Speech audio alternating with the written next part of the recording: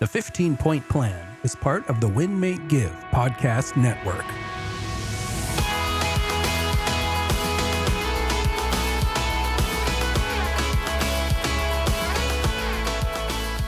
Hello, 15-Point Planners. This is Jacqueline Smith. I'm here with my co-host, Greigg, for another episode of the 15-Point Plan podcast, where we dive into one or sometimes multiple of the 15 points that make up the 15-Point Plan, with the goal of helping you all become less stressed, more happy, right? And have more energy. And I'm excited because today we are going to talk about a few things, but really, I guess I would sum it up with really how the small things are often the big things, and how sometimes we can kind of discount the small daily habits. We can discount certain habits, and think that they're not important, but the power of the compound effect when we look at those over the long term. And that compound effect can be positive or negative. Right, Ryan? Oh, 100%. And if you look at a couple of the points on the 15-Point Plan, you might think to yourself, gosh, this is so basic, or these are such small things. Of course, I'm going to drink water. Of course, I'm going to eat some food. But it's when you do these things, and when you try to hit these things at your highest level, and you do it over time, that it starts to compound. And when you start to track these things, that you notice how much better you feel over time. And then when you stack all them together, like you drink your water and you eat your food and you do your journal, like we mentioned on last episode, and you spend some time in mindfulness and you're doing the things that make you laugh, and you do a little bit of your hobbies, you go to bed at the end of that day feeling really darn good, right? Absolutely.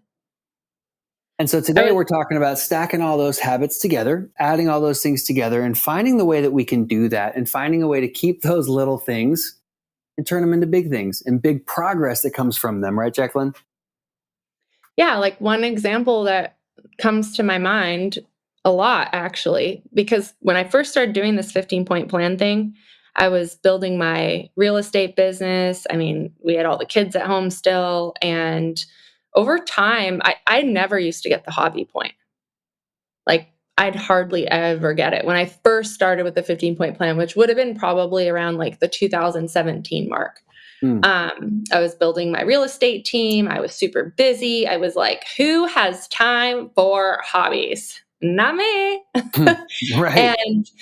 And it just seemed kind of like that one's more of like a nice to have, not like a necessity. Like, I know, like, drinking water is actually necessary for, life.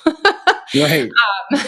You can, even that though, you can have like a day, let's say, where you weren't good with your water, you drank too much caffeine, you're like in a state of dehydration. But if you live like that over the long term, that can be dangerous, right? Right.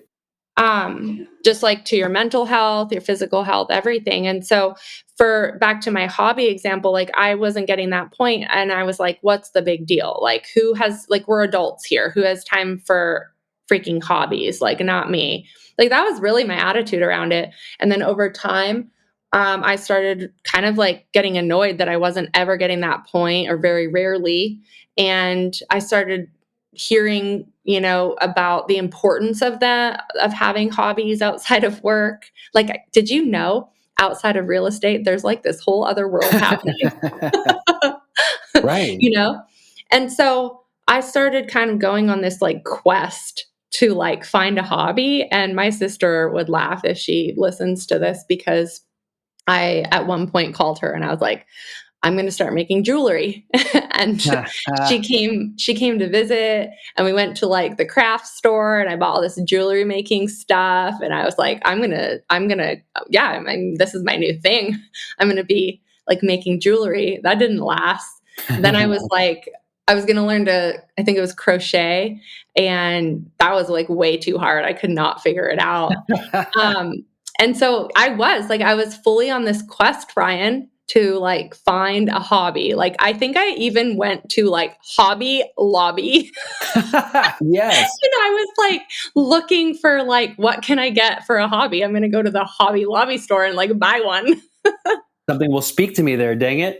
Yeah, it didn't happen. I bought this like how to crochet kit, and then I went home and I couldn't figure it out. So that didn't work out. You know what's interesting though about hobbies, and as you say that, and I'm just picturing you now browsing the aisles of Hobby Lobby, is our definition of wealth within our organization is the ability to do what you want, when you want, with who you want. And so when I hear that, I think I feel wealthy when I know I'm doing my hobbies because I'm doing a thing that I love to do without getting paid to do it. Mm-hmm. So if we're looking at the definition of wealth and growing through our life, like we mentioned on last episode, when we're doing our hobbies, when we're doing these things that we love without getting paid, we're actually one step closer to the results of all of our hard work that you were avoiding because you were so busy working. Mm-hmm. And you mentioned if we don't do the things like drink water or eat food, yeah, you're going to die over time. And we think we can get by without doing our hobbies or Mm-hmm. our service or our mindfulness. But the problem with that is if we're not doing our hobbies and we're not doing things that we love, we might not be dying physically, but our soul is dying Yeah. because we're not doing the things that bring us joy and we're Mm-hmm. just working and we're not living our life. So, yeah, you don't drink water, you're going to die. But when we don't do the things that give us joy, like our hobbies and like our service to Yeah. our community and like laughing, a piece of our soul starts to die. And that's almost worse because then you're just walking around, you're still alive, but you got nothing in you. You're an empty shell at that point. Yeah. And it's it's true. You're robbing yourself of future vitality, fulfillment, aliveness, energy. I think any of them, any of the 15 points, like, yeah, you can have a day where you don't do mindfulness. But if you're never, and like, okay, some of us, when we hear mindfulness, I know what you're thinking out there. You're thinking like you're sitting crisscross applesauce, like with your fingers, to your thumbs, and you're Right. like saying like om, and you're, that is not. Think of it as like practicing presence and like being present in the moment, being present with your kids, being present even at your job, being present, right? So mindfulness is just being where you are. Mm-hmm.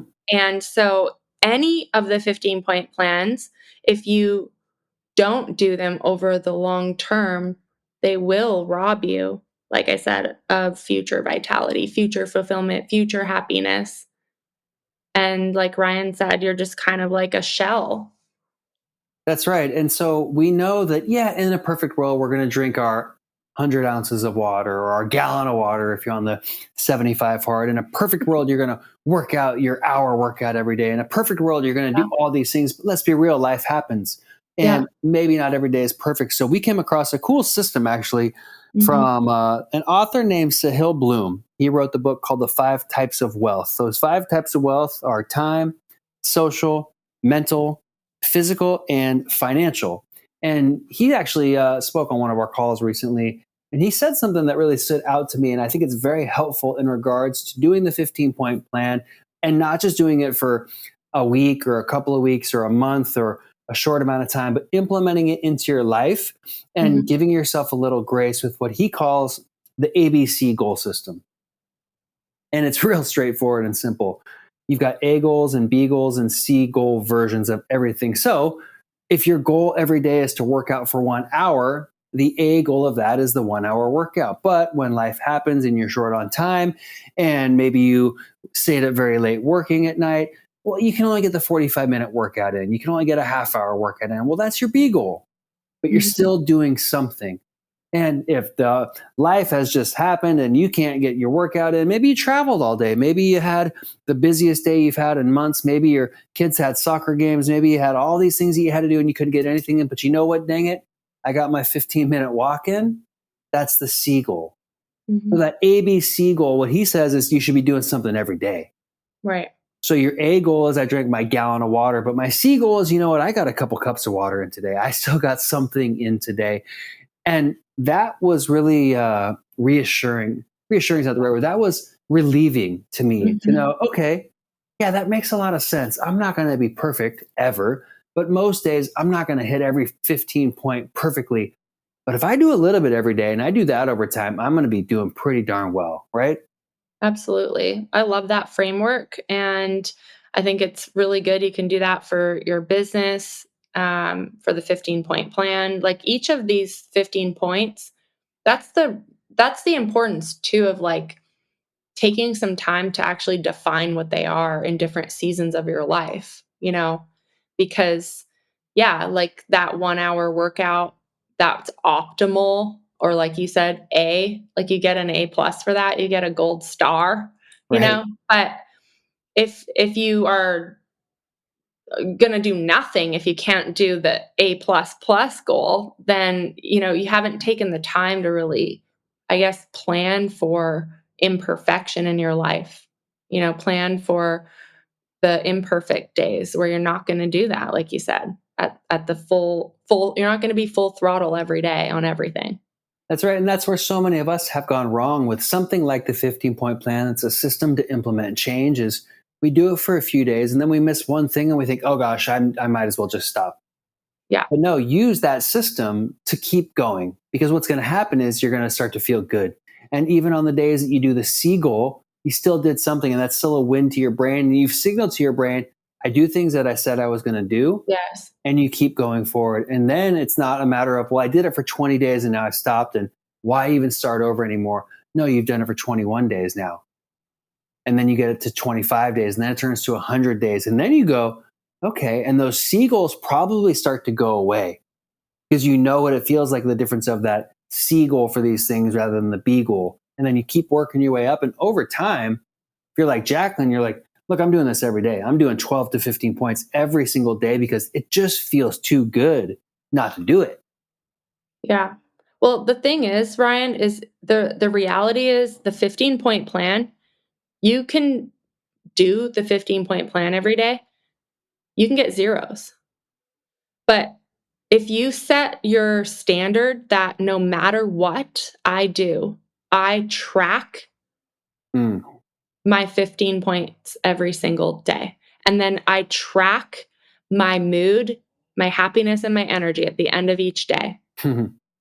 So there's no pressure to do any number of these 15 points. If you think of it that way, you can write a zero in there. I don't know what you would do in a day to get zero though, but you could, right? But if you make it your standard to just track it, regardless of what you get, what you'll notice is naturally on certain days, you're going to have a higher score. Mm-hmm. And on certain days, you're going to have a lower score. You're going to notice the correlation like you're talking about. You're going to notice the energy and the mood, the happiness, the stress levels, and you're going to connect the dots. When you connect the dots, that's what will drive you and your motivation to want to do them. Someone telling you that you're going to feel better when you drink a gallon of water every day is very different than you experiencing, wow, I drank a gallon of water every day for a week. And yeah, I peed a lot, but I was less grouchy and edgy. Right. I felt more focused.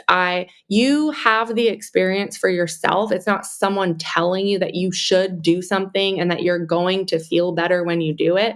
Right. You'll start to connect these dots if you just commit to tracking it, and you'll automatically do more than you would if you weren't tracking it. You'll automatically do it because they say that which is tracked improves. That's right. And you know that you'll start to feel good over time. And you know that you've built the habit when it feels weird not to do the thing. Mm-hmm. It would feel super weird for me to get up and just come right to work into the office instead of getting up and sitting in mindfulness for a little bit and doing a journal and getting some movement in. I don't remember the last time I didn't do all three of those things, if not at least two of those three things every single day. And so it feels weird not to, and I feel off, which, maybe is another conversation. Like, can you still perform at your highest level when you don't get to do those things that make me feel good? Maybe that's another podcast episode. Yeah. I guess, again, when I was traveling in Europe and would wake up in a hotel and I slept in and I didn't meditate the same way, but I sat in the chair in the chance that I had it. I still wrote in my journal. I still walked a whole bunch of steps. I didn't really go to the gym as much, but So there is something to be said about keeping the peace within your life, even when you don't get all those perfect things throughout the mornings and throughout the day. And but back to the point is, build those habits so that it feels weird not to do those things. And you crave feeling good from all the 15 points on there, or as many as you can do. And that's what's going to keep pushing you, not somebody saying, hey, you should do this because you're going to feel good about it. Yeah. So the small things are the big things. These are small things, each of them individually on their own. They don't take a lot of time. They might be easy to dismiss, easy to think that they're not important. But remember, you don't want to rob yourself, your future self, from vitality, fulfillment, happiness, and energy. And that's why we do them. That's why we do this podcast. We hear from a lot of you that when you're doing the 15-point plan, you feel unstoppable. You feel happier. You feel like your mindset's better. And so we just want to help more people feel good is essentially our mission. That's right. And so if you would share this podcast with someone that you care about, don't tell them, hey, you seem a little grouchy. We feel like you might need to do this. Just share it with someone. Share it on your social media. Tag us in it. Ryan Park Greigg on Instagram, Jacqueline Ray Smith. Tag us and share our episodes if something speaks to you. We'd love to walk alongside you. And we're just so thankful that you listen and that you tune in. And we're thankful for all of you being here.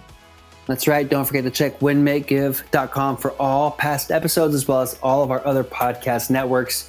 Until next time, like Jacqueline said, we thank you for listening, and we will see you on the next episode. Bye, everyone. Bye, all.